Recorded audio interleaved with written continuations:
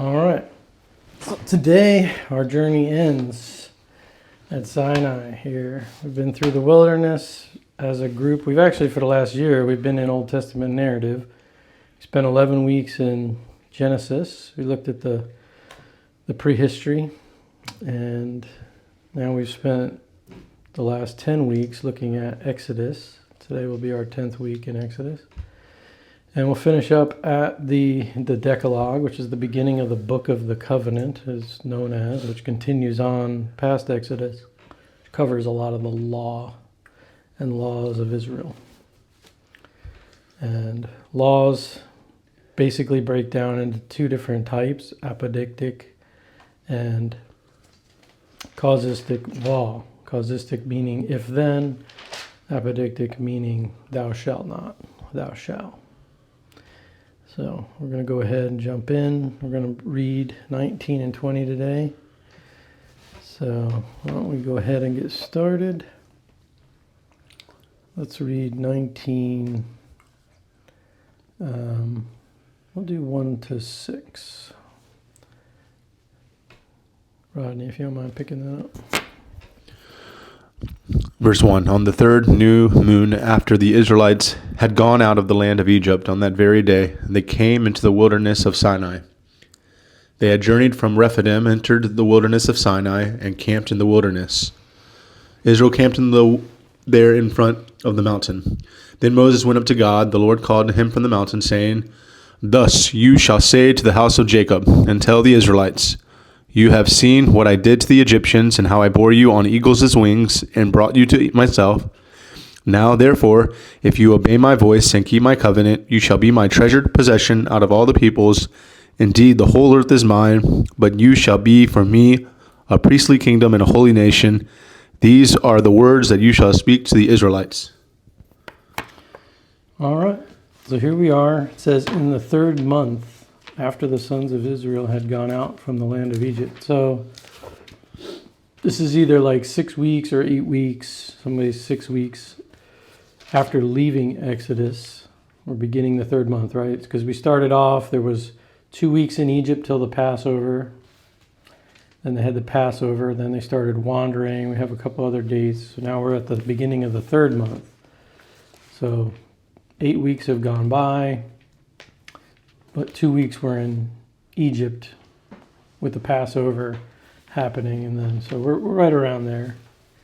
So they've traveled now through the wilderness. Like I said last time, I believe it's more of a northern, eastern route into southern, what we would call Palestine today, probably below where the Amalekite territory was, is probably where Mount Sinai is. Below Edom, in that region there. So it says on that very day. So in the Hebrew here is kind of like, at last the day is here. So it's kind of that has that sense. Came into the wilderness of Sinai. You're going to see here it keeps saying they came, they camped. The wilderness, the mountain. It keeps repeating on and on here. The date stamps in the Bible really are, it's not so much about the dates as it is. This is really to fix Israel's festal calendar is what it's doing. It's giving them particular days that they begin to celebrate certain things. Verse 3, and we're going to see Moses go up and down the mountain here. So it says in 3, Moses went up to God. To God, I believe that's the deity there, Ha Elohim.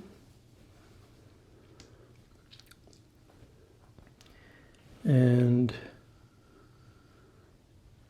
we see here, thus you shall say to the house of Jacob and tell the sons of Israel. So that's two ways of saying the same thing, right? But it kind of brings them, what it really points out is that name change, Jacob to Israel. And, now we're at an inflection point and a changing point for the nation of Israel, the house of Jacob, the people, sons of Israel. They're about to, you can look at this day as, this is like their, the day they're going to become a nation. They're going to get their constitution in the Decalogue. So this is a big day. This is the day that God is going to speak to them, the words. He's going to give them his law. They're going to be in covenant with him.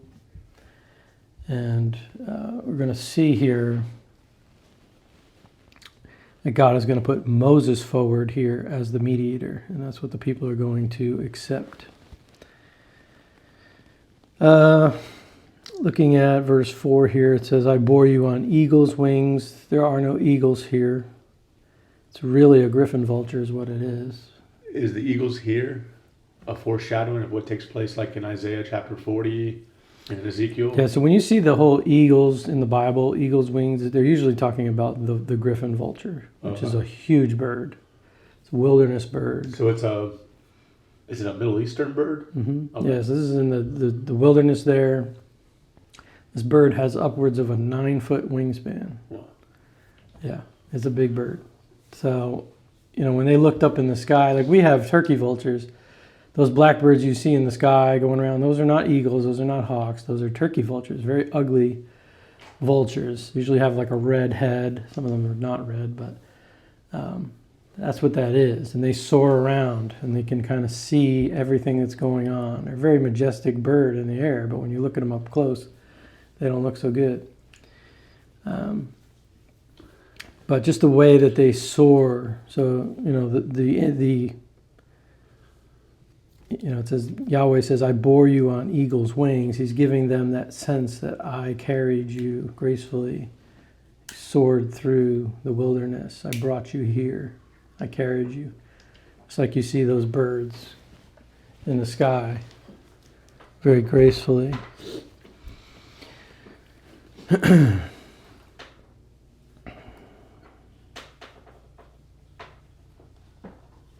All right, so did we read through 6 or we stop at 5? We went through 6. Okay. All right, so now it says, verse 5, now then, if you will indeed obey my voice, keep my covenant, then you shall be my own possession among all the peoples, for all the earth is mine. This is my treasured possession, special treasured possession. God's speaking here. Yep. But obedience is necessary. Obey my voice, keep my covenant. Talking about conditional and unconditional covenants, just a little sidebar here. So if you go to a Bible college or a seminary, you've probably been taught that the Abrahamic covenant was an unconditional covenant, right? That God was the one that enacted the covenant, that walked through the parts. But that's actually not really true. Actually, Abraham had to believe. He had to have faith in God. He had to have the obedience of circumcision. He couldn't just say to God, you know what? I don't think I want to do that. That's going to hurt. I don't want to do that. No, he had to obey that. He had to participate in that covenant, and he did. And he was obedient, and he did believe. And God tested his faith in the offering of Isaac and in other ways. God tested him. So there were conditions. He still had to believe. And we always have to have believing faith here. And that's what it means to be a Christian. It means to believe this stuff. We believe it. Not only do we believe it like the devil believes it, but we obey it. So when it comes to our covenant with God, we obey it. Now as Christians, we have the Holy Spirit. We have been given the power to obey God's voice, right? Through his Spirit, we have that ability. And so in the new covenant, we have a heart of flesh that's given to us, and God helps us by his Spirit to obey this law and obey his commands. And so we don't have to run around telling everybody what's right and wrong. They'll know it. Yes, we can check it against Scripture, but sometimes for you something might be wrong. Right? We talk all the time about issues of drinking alcohol or dancing or going to movies. These are kind of the legalist things that we talk about, but really it's a matter of conviction. It's a matter of the heart. And for some people, like leaders, pastors, there's certain things they shouldn't do because they don't want to, what the pastor does in moderation, the congregation will do to excess many times. And so they avoid a lot of those things.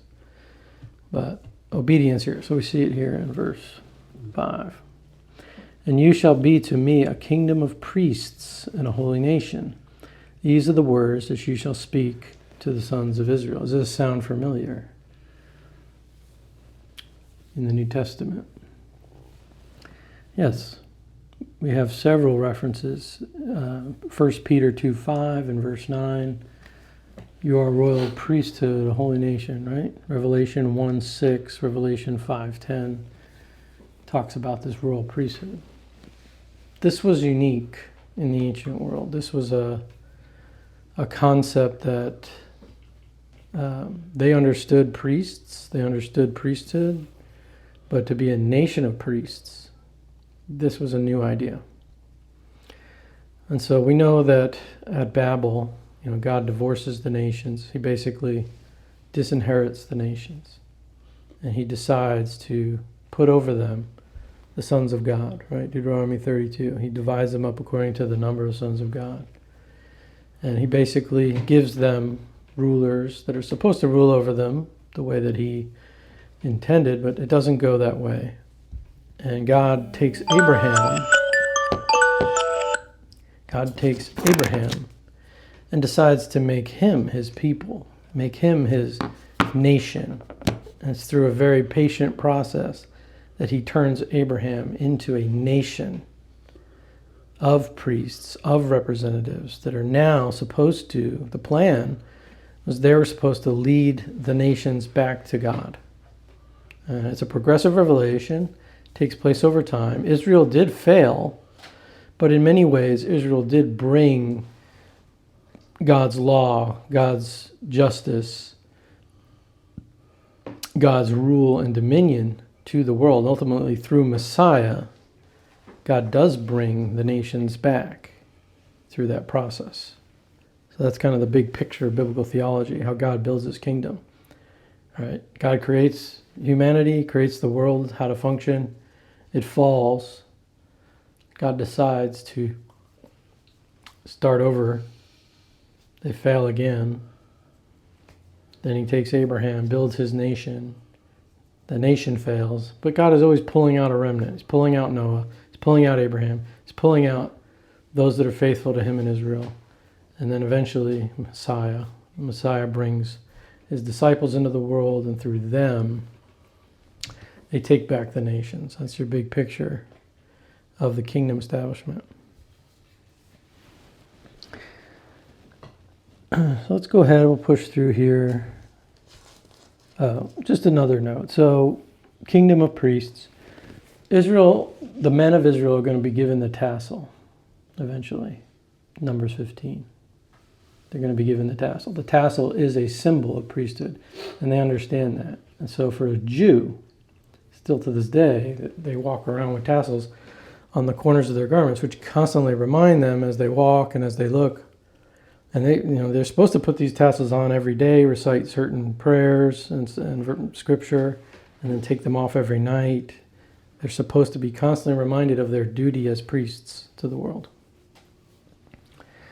And this is, I believe, going to cause the problem with Korah's rebellion. After they get the tassels, Korah's going to come forward and say, well, why should we listen to you, Moses? We're all priests here. Look at our tassels. And Moses is going to say, okay, you want to put that to the test here? You want to challenge God's authority and leadership here? Go ahead. Go offer incense. Go ahead. And what happens to Korah and his men? They die. The earth opens up and swallows them. So, this is a calling and a commissioning. That's what God is doing to Israel. He's commissioning them, giving them a mission. And this is the fulfillment also of Moses' commission at the burning bush, right? God says, you'll know that I'm with you. You'll know that this is real when you're back here with all the people. So now he's back here with all the people. God carried them Another thing to note on the vultures, I carried you on eagle's wings. I bore you on eagle's wings. The pagans, they carry their idols. When they go in battle and when they walk around, they carry their idols up on poles and up on things. That's how they walk their gods around. But God is not an idol. God's idol is humanity that bears his image. So you can see the contrast there. And they would think of this. All right. And just another thing, when we're talking about the birds, many times in Scripture we see metaphors used to talk about God. Right? God is a rock. God is a bird. He's a vulture. He does all these things. But we need to focus on not so much the metaphor. Like God is not a rock, meaning he's uncaring or cold. No, he's a rock in that he's strong. So we need to make sure that when we see a metaphor, an anthropomorphic metaphor in Scripture describing God, we understand what the metaphor is there for. So we shouldn't focus on the feathers of a bird or, all these things. Focus on what the metaphor is saying about God.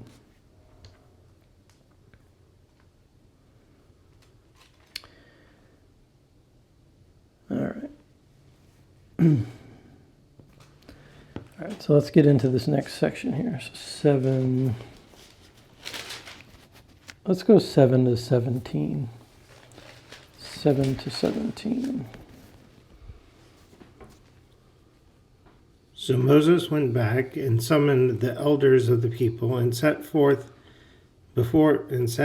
them all the words of the Lord had commanded him to speak.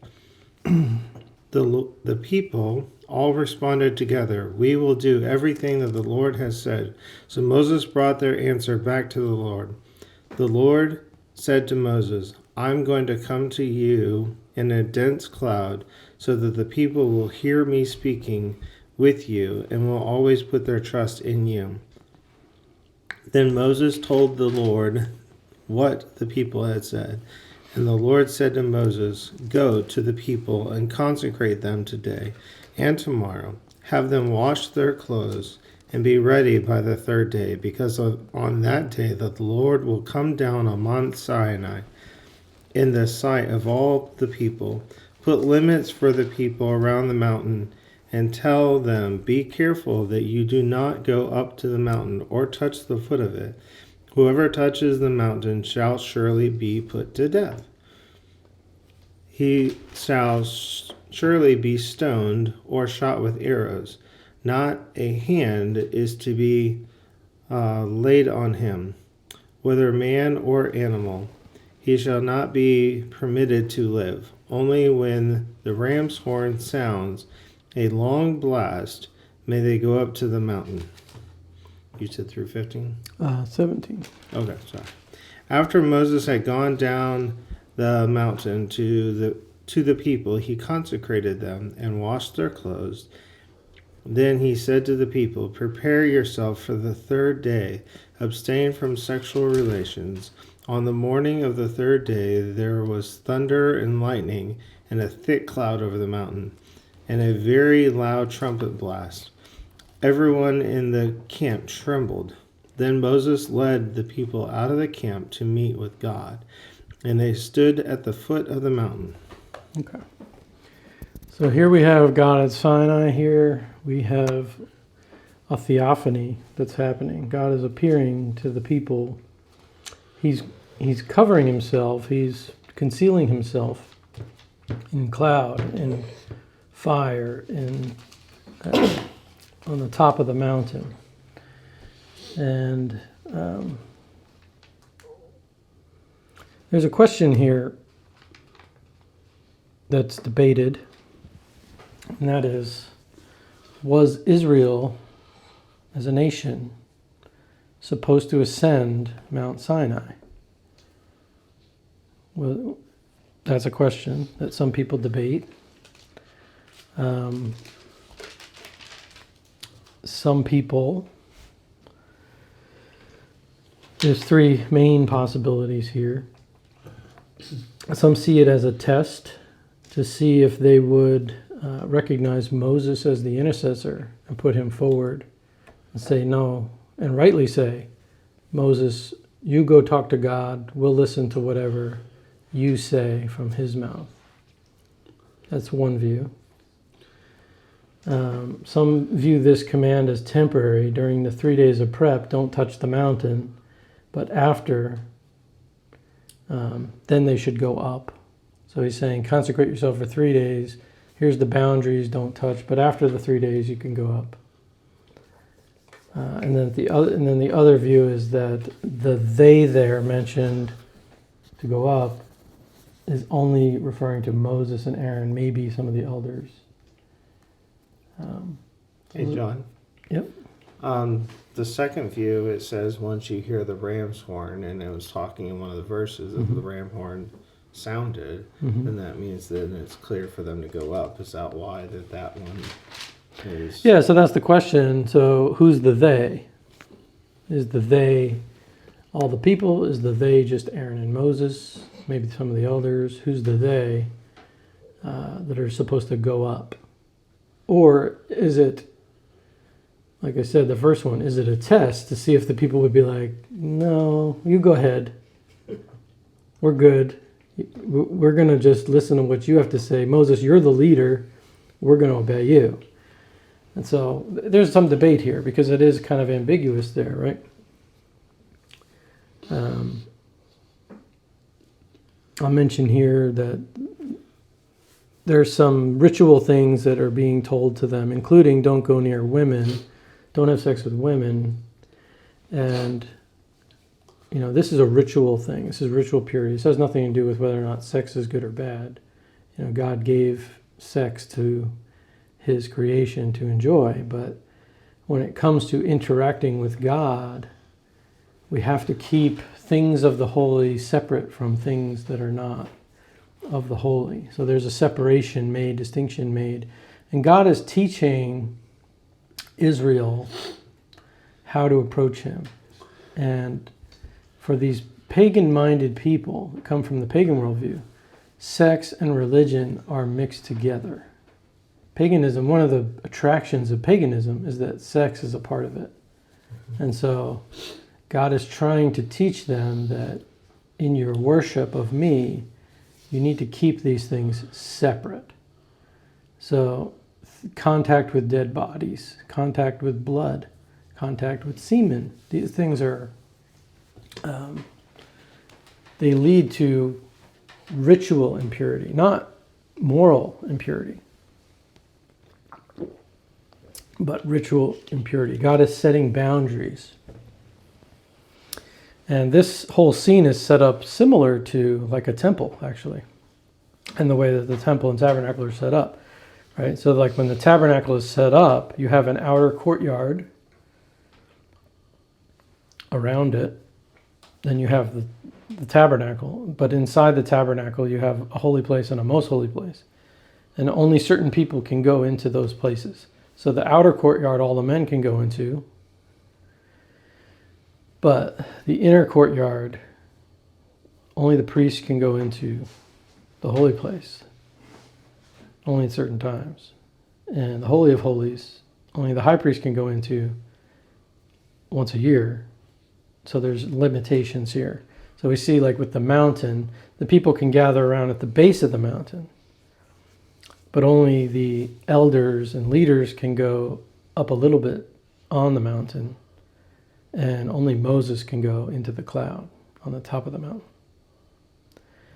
So, kind of creating this separation. And talk about it a bit. So why so many ups and downs?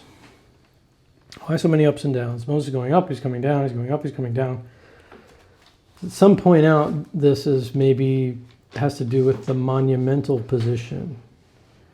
In the ancient world, they had a lot of these I am monuments, and we have from ancient literature descriptions of how you approach these monuments, which were usually like stones or some kind of a thing up on a mountain. And a lot of times you would have to go a certain way.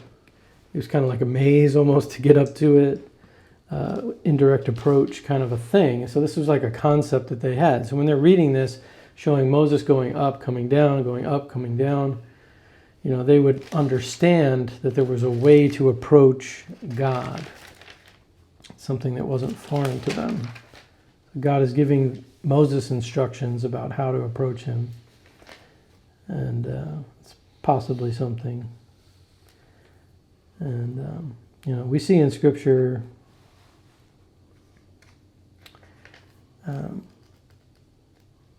what happens if you approach God in a way that's not appropriate. Well, we have the sons of Aaron, Nadab and Abihu. They're going to offer strange fire before the Lord, and God is going to smoke them dead in the temple, in the tabernacle.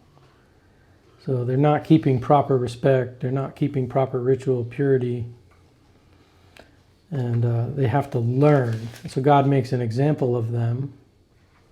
And later on in the New Testament, by the way, when Ananias and Sapphira decide to lie to the Holy Spirit and lie about what they're doing with their money, God smokes them dead. Makes an example of them. Just like Nadab and Abihu get smoked. And they're made an example of, and the people learn to fear. Ananias and Sapphira become the same example in the New Testament of lying and trying to deceive in that sense. And so the people stood in fear. The book of Acts makes it clear this was an example. So we still have the same God here. We still have to approach with fear, with reverence. We still have to be careful to obey his commands. So, we get the sense here from the way that Moses and the way that people are approaching God, you can't just walk into the presence of God. You can't just do that. You have to come in the way that he is telling you to. You have to give care in approaching God. Now, as Christians, we have access to the presence of God, right? The veil has been torn, right? When Jesus died, the veil of the temple was torn in two. The separation between God, his presence, and his people was provided by the death of Christ. But we still have to be careful. All right. So verse 9 of 19, I think, points out the key to this question here. The Lord said to Moses, "Behold, I will come to you in a thick cloud, so that the people may hear when I speak with you, and may also believe in you forever." So basically God's saying, I want the people to see all this, so that they will believe in you, so that they will understand that you are the mediator. So I think that that's the answer to the question, and that this was a test to the Israelites. They weren't supposed to run up the mountain and go into God's presence. No, they didn't fail to do that. They rightly recognized that Moses was the representative, the mediator. They trembled in fear at the base of the mountain. They were told, look, if you touch the mountain, you're dead. If you go past this boundary, even an animal, dead. And it doesn't say God's going to kill you. It says you're to kill them if they touch the mountain, if the animal goes in there. You don't even touch the people. You're to run them through, shoot them with arrows. Don't touch them. They become literally like devoted to destruction, right? The word harem we talked about last time. So,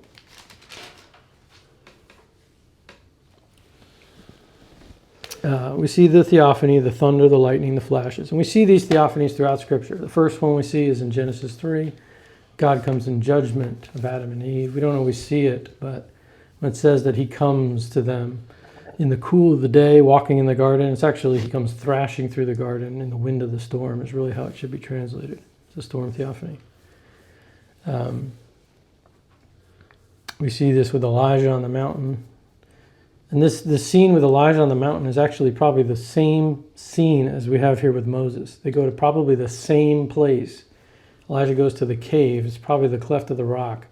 And we have all this wind and fire and smoke, and right. And then it says that there was a still small voice. That's a bad translation. It probably should say something like a booming, crushing voice. And the response of Elijah is he hides himself in fear. He comes out and he says to God, I've been here. I'm the only one left, God.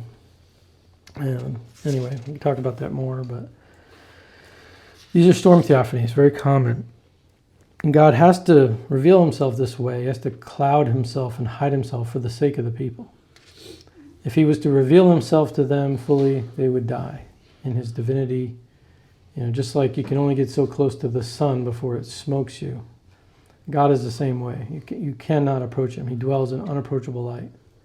When Moses spends time in the cloud with God, he comes down. The people can't even look at him. They say, Moses, put a veil over your face because we can't even look at you. He's so reflecting God's glory. And the New Testament says we reflect the glory of the Lord with unveiled faces. So something to think about. How much time do you spend in God's presence? How much are you reflecting his glory in this world?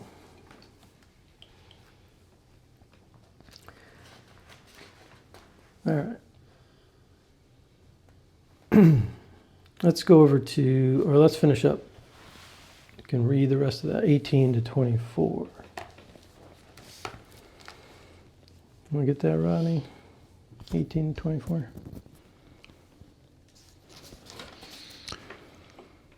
Now Mount Sinai was wrapped in smoke because the Lord had descended upon it in fire. The smoke went up like the smoke of a kiln, while the whole mountain shook violently.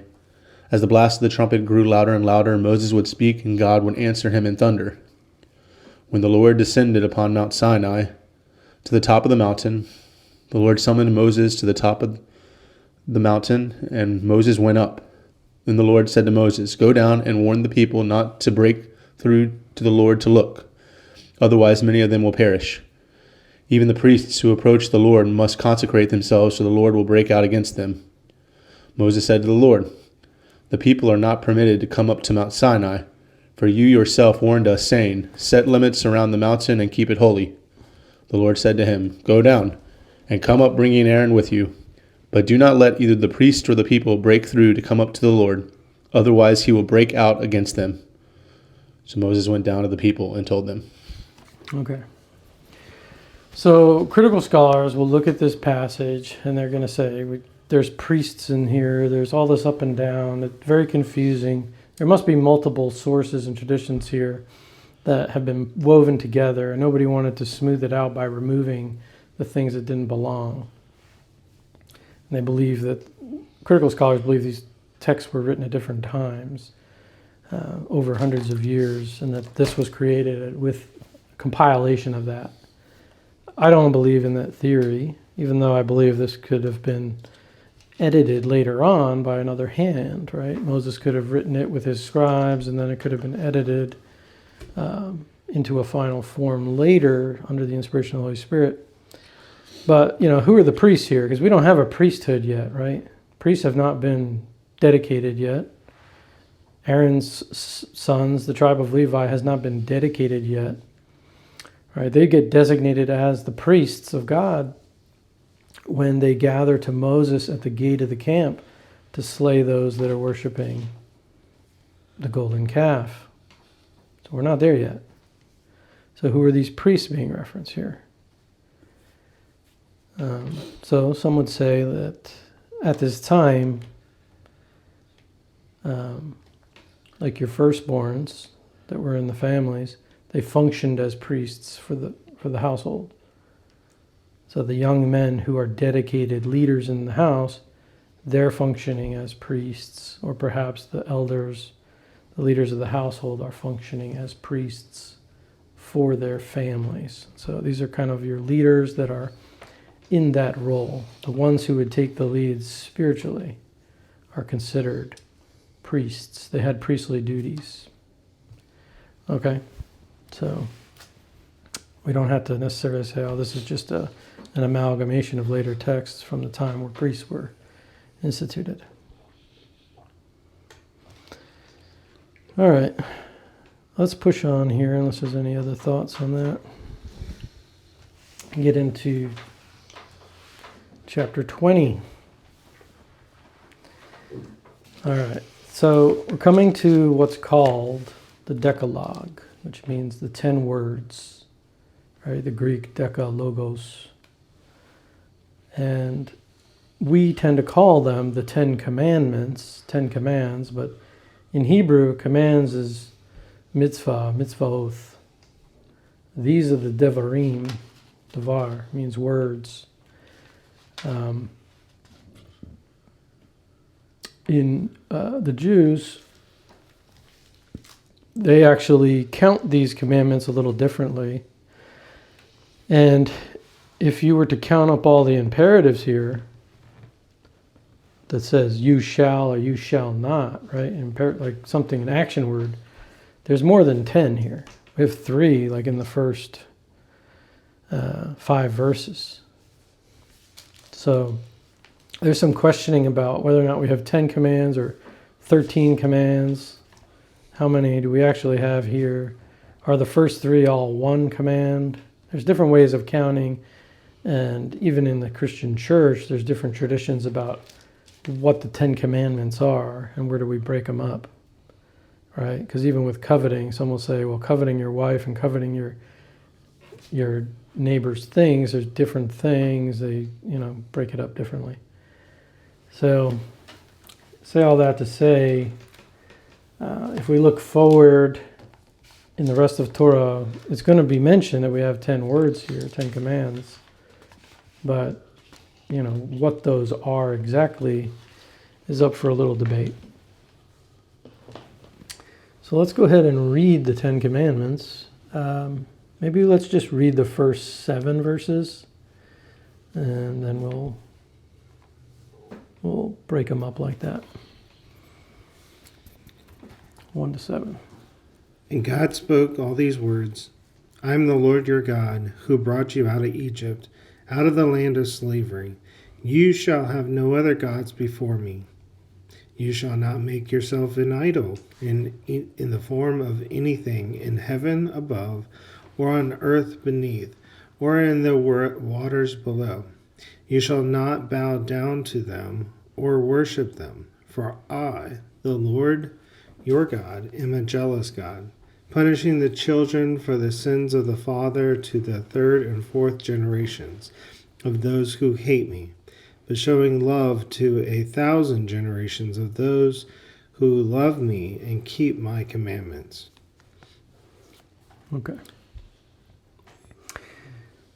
So when we think of the 10 commandments, we usually think about 2 tablets of stone that Moses comes down the mountain with, that God made, and God wrote with his own finger on the tablets. It says he wrote them front and back with the finger of God, right? Moses is going to come down. He's going to see the people worshiping an idol, worshiping a golden calf. He's going to throw the tablets on the ground and break them. And God's going to call Moses to go back up the mountain, make your own stones this time, and God will write on them again. Okay. So when you see the 10 commandments laid out, usually you'll see like 5 on one side, 5 on the other. That's how we typically think of it, right? 2 tablets. They couldn't fit it all on one tablet, But in the ancient world, covenants were written usually with 2 copies, because you're making a covenant between 2 parties. So each party gets a copy of the covenant. And these covenant tablets are usually pretty small. They're usually like little clay tablets. They're not very big. Some of them are as small as, a few inches. But, if these covenant tablets look like other ancient covenant tablets, we have tons of them from the Hittite library that was discovered. They're probably exact copies of the same covenant. And the way that the covenants worked, they had to be stored in the temple of your God. So if 2 different countries or 2 different people made covenants that have different gods, in different places, each person got a copy and it got stored in their temple. That's how it would be. And one of the stipulations of the covenant is that it would have to be renewed, time in keeping, where was it going to be kept, and how often was it going to be renewed and read. So they would pull these covenants out, maybe every year or every 5 years, whatever the agreement was, and they would re-agree and read the covenant again so they would understand the stipulations and all that. We really didn't know about second millennial BC covenants until about the mid 1900s, when we discovered the Hittite library. A farmer was plowing his field. He hit a big stone.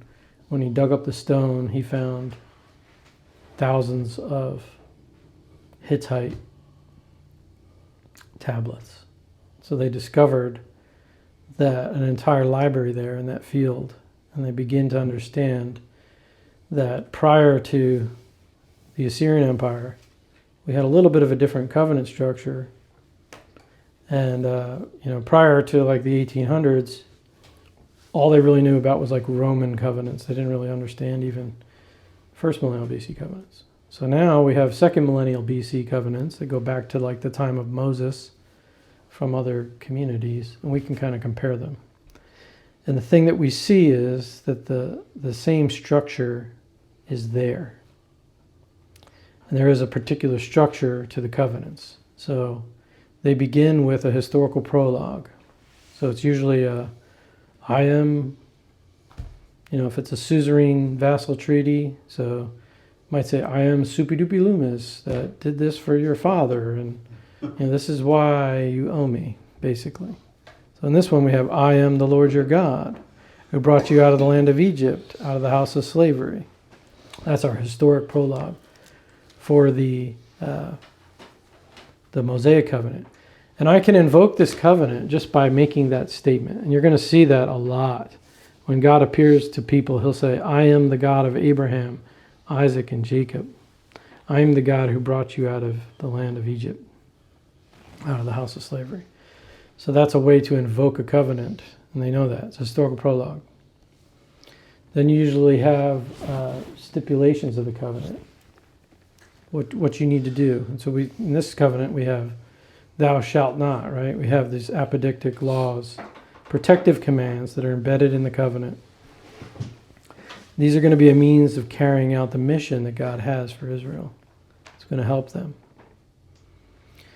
So also, one of the distinct things between a first millennial BC covenant and a second millennial BC covenant is in the second millennium BC covenants, they have blessings and cursings.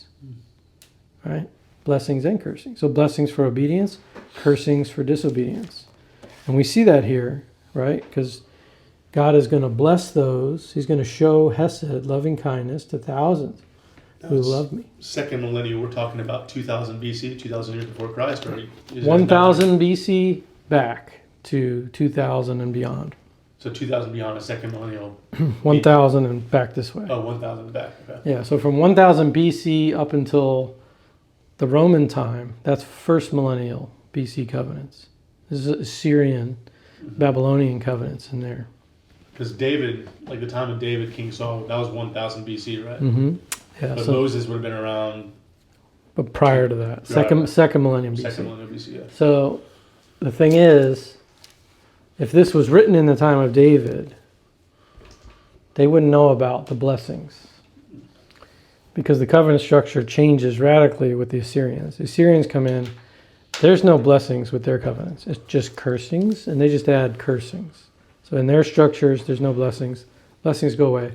All the covenants in the first millennium BC are just curses. So this is like a proof to the antiquity of it and the authenticity of it.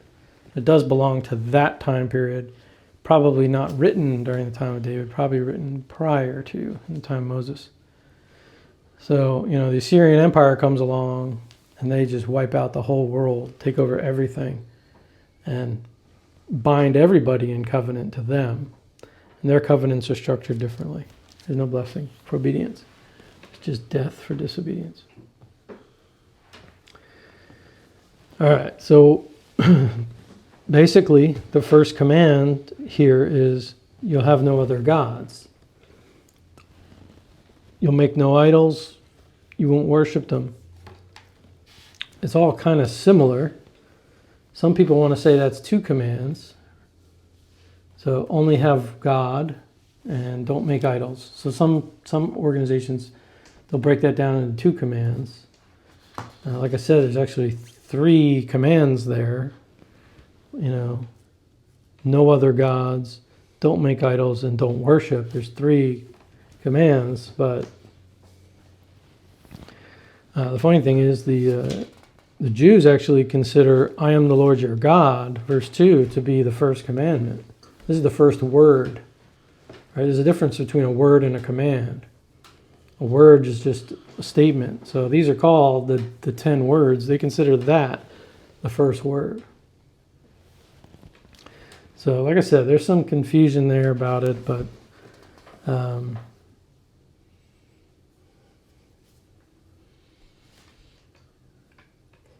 we see a little bit of an echo here. God spoke all these words. This kind of echoes with Genesis, right? God spoke the world into existence. But now he's speaking the words as he creates the nation of Israel, giving them this, basically a constitution, right?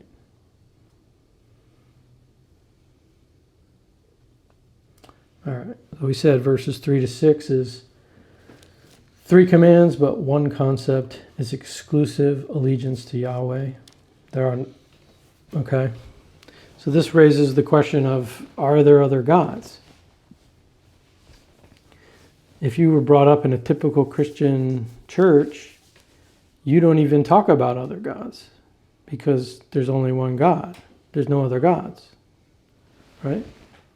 So polytheism would be designated like a modern cult seminar or something like that. Yeah, so we've talked a little bit about this, but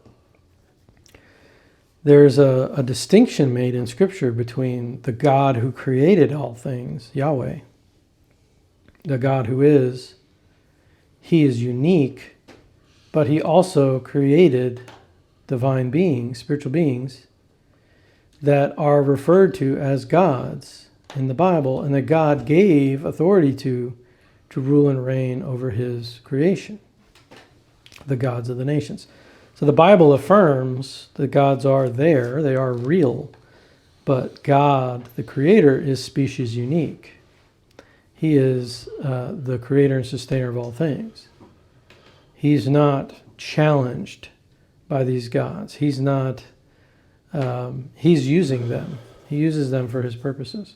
He invites them, the members of his council, to be a part of the creation process. Right? We see scenes in the Bible where God sits down with his council. He asks them questions. He asks them what they think should be done. Right? We see that in Kings, where it's time to judge one of the kings of Israel, and God says to his council, "What do you think we should do with this king?" And one comes and says this, and one comes and says that. And one spirit comes forward and says, "I will be a lying spirit in the mouth of the prophets." And God says, "Yes, that will work. Go ahead, do that." Did God not know that would work? Was he surprised by the suggestion? No. He simply invites his created beings that are on his council to be a part of that process. So he's in charge. He created all things. But that's how he created it. Just like he created us to be his hands and feet here on earth, right? He asks us to go forward and do all these things. The question sometimes comes up, if God is real, why doesn't he just reveal himself to us? Why doesn't he just appear and show himself? It's a question that a lot of people have. The thing is that God is so holy and so perfect that if he revealed himself to you, nothing can stand before him. Everything will melt before him. Right. And he doesn't want that. He wants people to love him willfully. He wants people to willfully decide to follow him. He can make everybody follow him and obey him, but then he doesn't have true believing followers. So he chooses to hide himself, either being out of sight or cloaking himself like he does here in these theophanies. For the sake of his kingdom, he wants a true kingdom. He doesn't want to be the God who just smokes everybody dead and they can't stand before him. That's why he stays silent sometimes, stays hidden. All right. So, are there other gods? This is not confirming or denying the existence of other gods, but I think we can answer that question and say, yes, there are other spiritual beings that have divine power, that are spirit beings. And they do have abilities that we would consider godlike.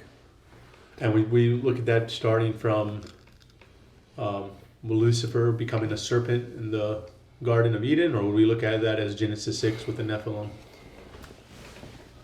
So what is the serpent in the garden? That's another question. I don't know if we have time to get into it, but you can certainly check out Heiser's work on it. Someone suggests that the Garden of Eden is God's throne on earth that he created, and that the serpent is a throne guardian. The serpentine beings in the ancient world were throne guardians, especially in Egypt, on the Egyptian side. Cherubim is more of a Babylonian concept, but they're throne guardians. So what was the serpent in the garden? Probably a throne guardian that rebels against God's authority and deceives his creation because he wants to challenge God's authority. So the serpent could have been symbolic of one of Lucifer's minions? We want to be careful with the word Lucifer. I think that's a deceptive word that... The reason I say Lucifer is because I'm thinking of the events from Isaiah chapter 14 as coinciding somewhere before Genesis chapter 3. Yeah. Something with Lucifer. I feel like some dark force was inside the serpent, but I don't know what it was. Yeah, so... I mean, people suggest Lucifer or Satan or some kind of empowerment of a demon. I don't know. I think we want to think of the serpent as one of the divine beings, a throne guardian, that chose to deceive humanity. Throne guardian meaning from the original throne of God? Like in the Garden of Eden. Yeah. Wasn't he also one of the choir masters? No, a lot of those theories and a third of the angels falling with him, a lot of that stuff is not really biblical when you get down to it and look at it. A lot of our ideas about Satan and the devil, Lucifer, a lot of that is actually comes from a lot of medieval stuff, comes from some misinterpretations of prophecies and scriptures, but it's not to say that there isn't a evil one, that there isn't the concept. I think what we need to understand is that we have rebellious sons of God. Sometimes we call them angels, even though that is more of a job description than anything else. Angel means messenger. There are different jobs in the divine realm. One of them is throne guardian. But we have the accuser of the brethren, right? Satan, Satanas. There's a whole development of that. But that's a job description as well. The accuser, the Satan that we see in Job, that's his job. He's given that job. But I think it's helpful to think of these divine beings as being either rebellious and seeking to corrupt humanity, that chose by their free will to corrupt humanity, desiring to have worship, becoming what we know as the gods of the pagan world, versus those that are in God's counsel still, that have remained loyal to him. When we think of particular ones, we might think of the archangel Gabriel, or maybe even Michael, these angels that are named what we call angels. But we know that God has armies, heavenly hosts, created beings. Some of them rebelled. Bible says that many of them are bound in the abyss with chains of gloomy darkness, this and that. It's not really where we're at, but the bottom line with this is exclusive allegiance to Yahweh. Pagans worship with idols. That's how they worship. So they facilitate worship. That's how they do it. They create an idol, they make an idol, They do a ceremony to open the mouth of the idol, to invoke the spirit of the god in the idol. And then they use the idol to manipulate God, to worship, make God do what they want. So when they want the rain to come, they do certain things. They engage in fertile activities, maybe have sex with a temple prostitute or whatever. They want to manipulate God and get wealth or money. Maybe they'll give an offering, demanding. They feed the gods. That's how the pagan world works. Through ritual act, ritual profession, they can manipulate the powers of heaven. So God doesn't want any idols because we are his idol, right? When God creates the Garden of Eden, he puts Adam in that garden as his image bearer. We are the image of God. We bear his image. We're not to worship anything that's made. Nothing can represent him.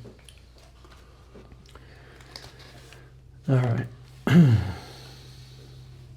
So we are the vessel of God for his image. We can take a look at the chiasm here. So in verse 2, we have the I am your God, I am Yahweh your God. So let's call that A. Verse 3, let's call it B. It's the prohibition. You must not have other gods.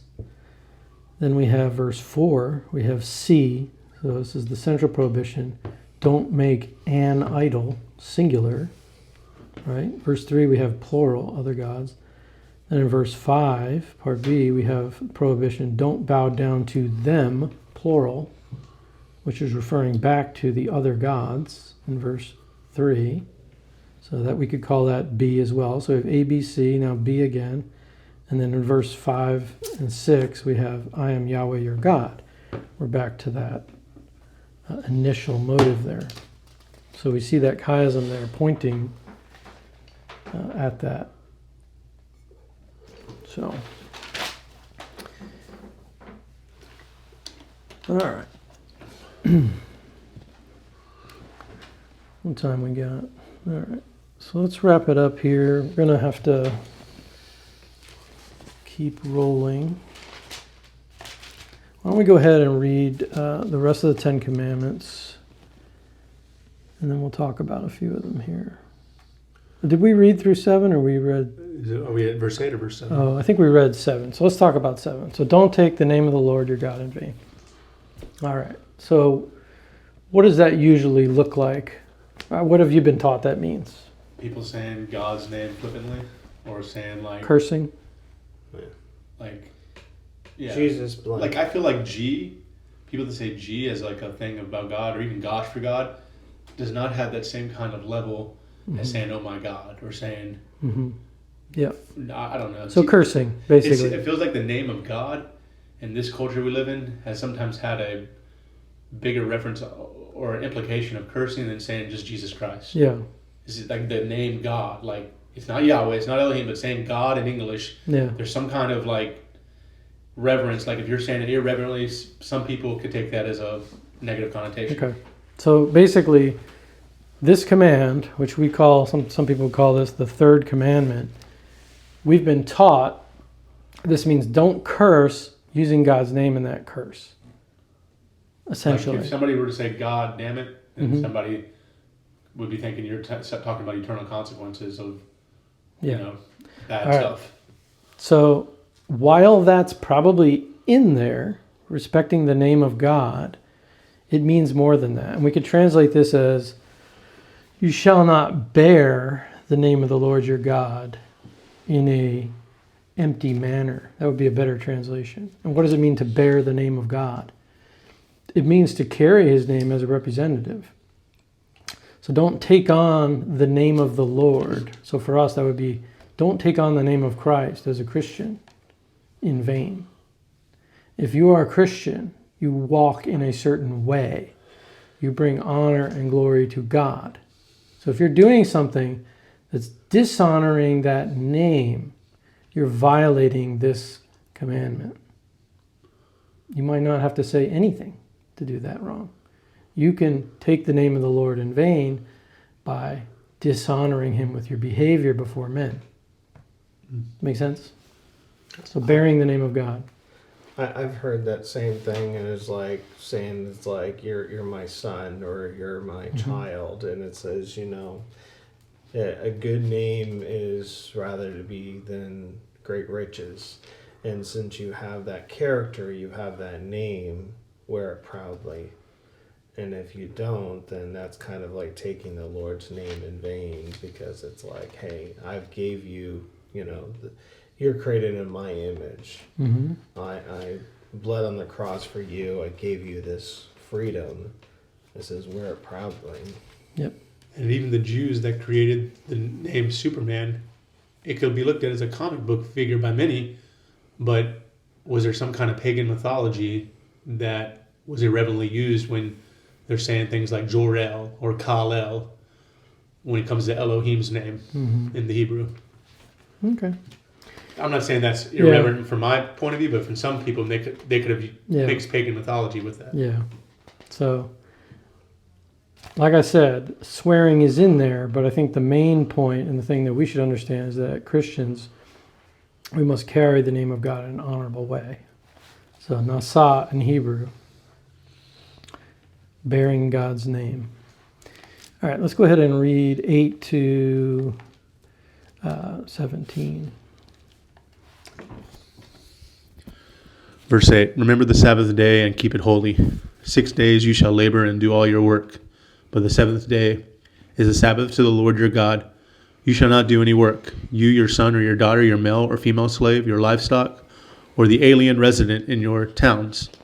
For in 6 days the Lord made heaven and earth, the sea, and all that is in them, but rested the seventh day. Therefore the Lord blessed the Sabbath day and consecrated it. Honor your father and your mother, so that your days may be long in the land that the Lord your God is giving you. You shall not murder. You shall not commit adultery. You shall not steal. You shall not bear false witness against your neighbor. You shall not covet your neighbor's house.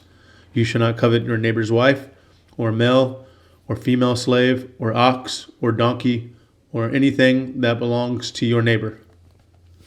All right. So remember the Sabbath and keep it holy. This is a unique thing in the ancient world, to take a day off.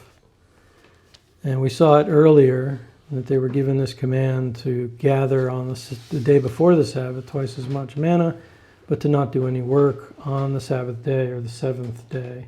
Obviously this echoes the creation account that we have in Genesis, that God rested on the seventh day. The Sabbath is made for man. This is the whole point of it. It's to give employers or masters of their households a command to let their people rest, even their animals rest, 1 day a week. And this is connected later on when Moses in Deuteronomy speaks these commands again. He reminds them that you were slaves in Egypt. So you keep the Sabbath to remind yourselves that you're not slaves. Take a day off. God has given you this rest. Don't work, and don't force other people to work. So it's not a legalistic thing or a burden. It's a relief from nonstop work. So a lot of Christians today will say that this is no longer something that we need to observe. We're not Jews bound in covenant to the Ten Commandments. We don't need to keep the Sabbath or a Sabbath.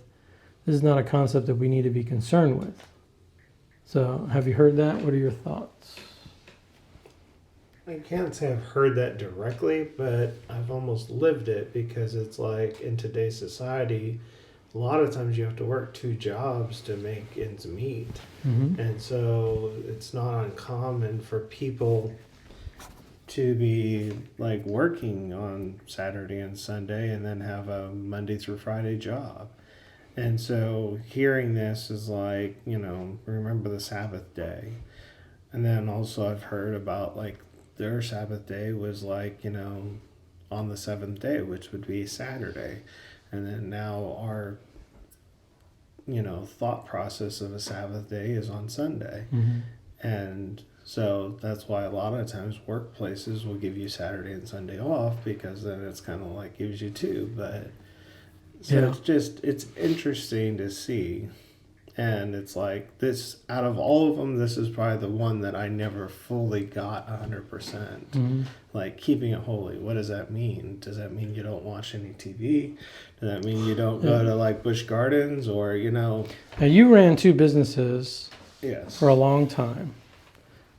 What was your life like if you pushed it and never took a break? Oh, I was miserable.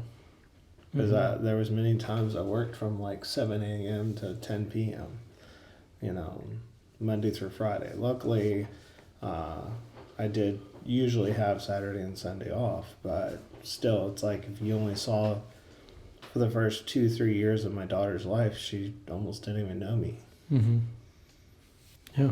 So you were almost like a slave to those businesses. I was. In a lot of ways.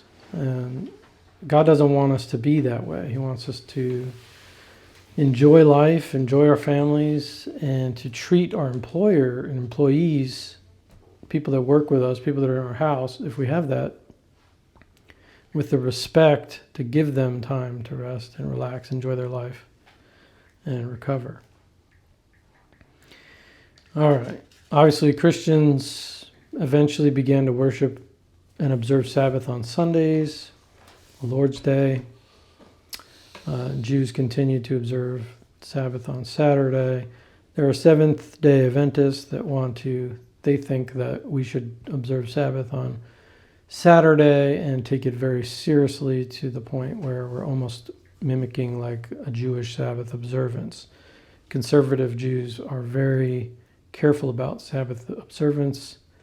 They have lots of rules and laws and things that help them to observe that in how it's been interpreted today. So, for instance, if you go to Israel today, they consider like pushing a button on an elevator to be work. So on Saturday, or really Friday night, sundown, until sundown Saturday night, the elevators in Israel stop on every floor so that nobody has to push any buttons and do work. Same thing with like the rooms in those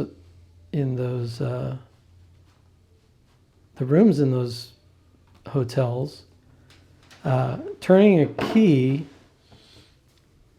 is, they have certain rules about what's work, right? So like turning a key would be not considered work, but like swiping a card would be considered not work, or however it is. But basically it's set up so that these Orthodox Jews can observe Sabbath, but still go out and enjoy a vacation or have a hotel room that's Sabbath observant. So they have all these little things.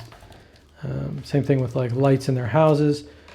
It's work to flip the switch on. So what they do is they just put lights on in the house before the Sabbath that they need light in, and that's it. It stays on until the next day. So they have all this stuff. But I'm not trying to be funny, but that's almost causing more work for yourself to try to keep all these commandments or these things in your life. And it's like, it's kind of funny because we're watching Chosen in one of my other studies, and Jesus heals on the Sabbath and everybody freaks out, and it's like, oh my goodness, he worked on a Sabbath, and then they're trying to crucify him because, or like get him in trouble because of it. It's like, and Jesus basically states to them, Sabbath, man was not made for Sabbath. Sabbath was made for man. It shouldn't be a burden. Shouldn't be all doing all these silly things. You just need to relax and let your people relax. Let your animals relax. That's the whole purpose. You're not slaves. Stop acting like it. But going the Jews, back to the 21st century interpretation of Lord's Day, do you think most people would take it as, instead of making the whole day, the whole 24-hour cycle holy, as more time to rest and as more time worshiping God? Is that how the definition of the majority, you would think, would interpret the Lord's Day? Today? When it comes to how holiness is ingrained into a Lord's Day for the today's standard? Yeah, so like what I would say is the concept is there. Take a rest. Don't force your people to work and work and work and never. Don't treat people like slaves. Don't force your animals to work all the time. You got to give people rest. That's the idea. So whether you do that on Sunday, Monday, Saturday, whatever day you do it, you should take time off, and you should let other people that work for you take time off. So we have companies that do that. They literally set aside a day. They say, okay, nobody's going to work here on Sunday. And they observe that. And God honors it. We know Chick-fil-A does very well. 6 days a week. They take a 7th day off. There's something to be said for it. But I don't... The Jews have made it such a burden that they've literally made Sabbath something that it should have never been. So they make it almost, it's more work than it should have been. Just relax. Take a day off. Don't do work. All right. So the next one here, honoring parents. You'll have your days will be long. Yep.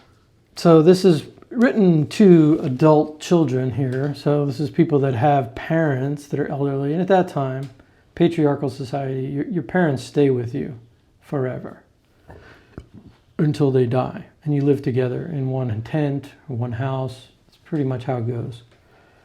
And the idea here is that you respect them. You honor them. It can also mean you provide for them. You give them food, clothing, medicine, whatever they need. You take care of them. That's what the connotation here is. Now, does that mean that you listen to everything that your demented father or mother says? No, certainly not. That's not what it means to honor your parents. If your parents are telling you to do things that are contrary to God's law, do you honor that? No. There are limitations here, but the idea is that you care for your parents. And, it talks about that you may be prolonged in the land, having long life. That's the concept. If you treat your parents this way, your children will treat you this way, and you'll be able to stay in the land and be taken care of generation to generation is the idea. As opposed to pushing your parents out, saying, I don't have time for you. You figure it out. They're not going to live long. In this society, they're not going to live very long or very well if their children don't care for them. I've also heard that it's very similar to, like, you shall not misuse the Lord's name, or because it's like honoring your parents is like it's ongoing. It's like even after their death, you're honoring them by like what you do, but also not talking bad about your parents, even though sometimes it's like you felt like they did you wrong maybe when you were a kid, but it's like you're honoring their parents and your namesake because God put you in their life and them over you. Yep. All right, so the next command is murder. All right, this word is not the same word as like killing somebody in a war. Murder is like intentionally killing somebody, similar to coveting as well, like you're taking somebody's life away from them. And there's a distinction there. So just because you killed somebody in battle, part of a war, you're not breaking this commandment. It's not don't kill, it's don't murder. Murder has a different significance to it. These are very short, by the way, and they're short, by the way, because they're easy for them to understand. They don't need to be explained. Shall not commit adultery. They call this the great sin in the ancient world. And a lot of this has to do with paternity rights. If you're not sure if your child is really yours, this could be a problem. But adultery also was trying to show incest that would have been a legal thing under Adam and Eve and their ancestors is now no longer. That's part of the adultery. And adultery is anything that's outside of the Genesis 2:24 monogamy concept that a lot of people follow today. Well, let's talk about adultery in this context here. So for the Jews that were receiving this, the patriarchal society, what was considered adultery? It's laid out in the law here. So sleeping with another man's wife that's not yours is adultery. Sleeping with a woman who was betrothed to be married to someone else is considered adultery, because they considered betrothal to be like marriage, similar to our engagement but more serious. Actually, it would require a divorce if you were to break your betrothal. It was a serious arrangement. So someone that's promised to be married to somebody or someone that's already married to somebody is considered adultery. And if a woman sleeps with another man, a married woman sleeps with another man, that's considered adultery as well. But what's not considered adultery is having more than one wife at this time. Not considered adultery. David has no qualms about having multiple wives. A lot of these patriarchs have multiple wives. When God comes into this society, he takes them as they are, and Book of Genesis clearly lays out the problems with multiple marriage. Does lay it out. Remember, they don't have the Book of Genesis here. This is something that gets written later on. So God is building up this patriarchal family into his family, and eventually they come to understand that God's design is one man and one woman. This is God's best for them. But they even have a law, levirate marriage, where it's your duty as a brother to your fallen brother to marry his wife that doesn't have children in order to preserve his name and his lands. And so at this point, just word of mouth or like stories that were passed down from ancestor to ancestor is what they knew about any kind of sexual topic, from Adam and Eve to... And levirate marriage was practiced prior to the command being given. It was like a normal thing to do, like that was expected. Mm-hmm. But the law lays it out. It basically says if you don't want to do this, your sister-in-law is to spit in your face, take her shoe off, and basically before that, you're supposed to be brought to the elders.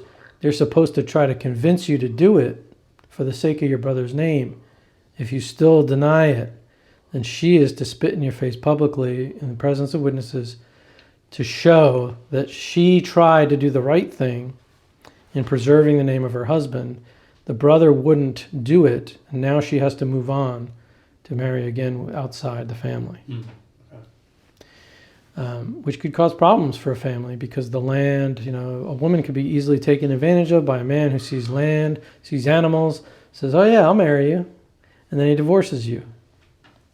Now he keeps the land, and so on. So it's an interesting thing there. Adultery is, obviously David, when he commits adultery with Bathsheba, he's punished for that, but he's not punished for marrying 3 other women in Scripture.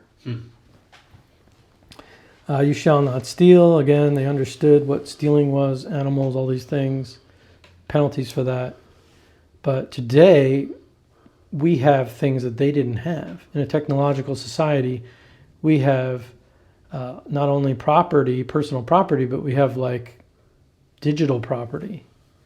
And you've seen just from what you can look on the internet, how much plundering takes place in this country and around the world. People just steal because I don't have this or that, I need this because I want this, and do it just because they think they can get away with it in some parts of this country or around the world. Yeah.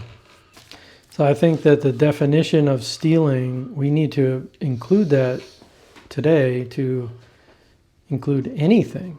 And like even think of your work, stealing time. Obviously, as self-employed, you can't steal time from yourself, but a lot of people just sit around the office and look at their pencils and surf around on the internet. They're stealing time. Sure. They're still stealing. Sure. Yeah. Right? And then we move into bearing false witness, very serious crime. To take away a man's honor and reputation by lying. Very serious thing to do. Couldn't that also be talking about, like, talking bad about someone behind their back? Not just, like, in front of a court saying, hey, I pledged that they said this, but they didn't really say that. But couldn't it also be like, oh, did you hear what my neighbor said? Yeah, I mean, yeah. And then... Well, if it's false, it's false. If it's true, it's gossip. It's still wrong. Yeah. Well, I mean, if you Yeah. didn't hear it directly from that person, and then Yeah. the good old Christian answer is like, bless their heart. Yeah. Well, false witness would be lying. But yeah, we do that. And then we have the coveting. And the coveting includes a little explanation here.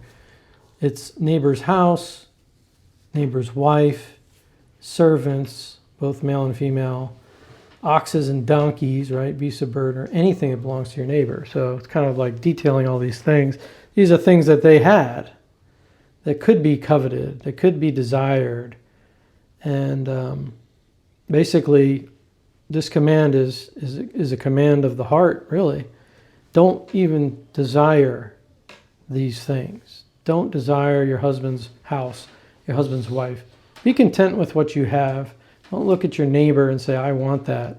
Because that's going to lead to sin. It's going to lead to other sins. If you covet, you think about it, then you might steal it. Then you might commit adultery, right? Yeah. So a lot of these, the coveting, the mind, the mental, leads to murder, leads to stealing, leads to adultery, leads to breaking these other commands.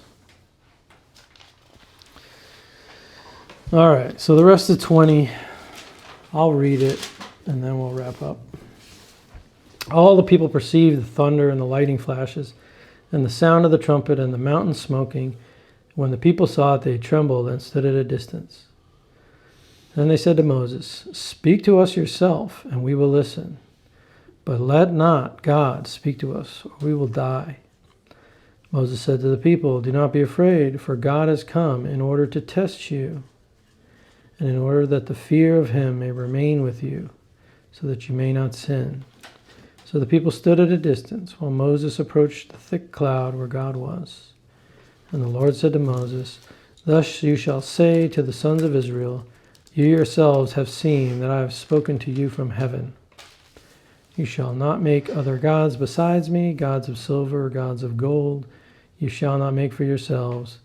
You shall make an altar of earth for me, and you shall sacrifice on it your burnt offerings and your peace offerings, your sheep and your oxen. In every place where I cause my name to be remembered, I will come to you and bless you. If you make an altar of stone for me, you shall not build it of cut stones, for if you wield your tool on it, you will profane it, and you shall not go up my steps to my altar, so that your nakedness will not be exposed. So this is actually moving away from the Ten Commandments now into what's called the Book of the Covenant. So this is beginning to lay out laws for them. And that's where the whole how to build an altar and all these things, and don't build an altar with steps, because then people will look up and see they had open tunics. They didn't wear underwear except for the priests. So that's kind of where that's getting at. But basically, Moses points out here that this whole mountain thing was a test. And that's why I think that the command was not for the Israelites to go up the mountain. The command was to point out that Moses is to be the mediator between God and man. Just as the high priest will be the designated person to go into the presence of God, at this time, Moses, as the theocratic prophet of God, as the mediator, is going to be that person that's going to go into God's presence and tell the people what God is saying. And so God is teaching them how to keep proper reverence, lest they die. All right, so that wraps it up here. So we've looked at now 31 chapters of Old Testament narrative. We looked at the first 11 in Genesis and now the first 20 in Exodus. Very much are both creation accounts, right? Creation of the world, now the creation of the nation of Israel as a people. And so now we're going to transition away from Old Testament narrative, and we'll pick up next time in the Gospel of Mark. and look at the genre of gospel. And Mark is a 16-chapter book, correct? It's a shortest gospel, right?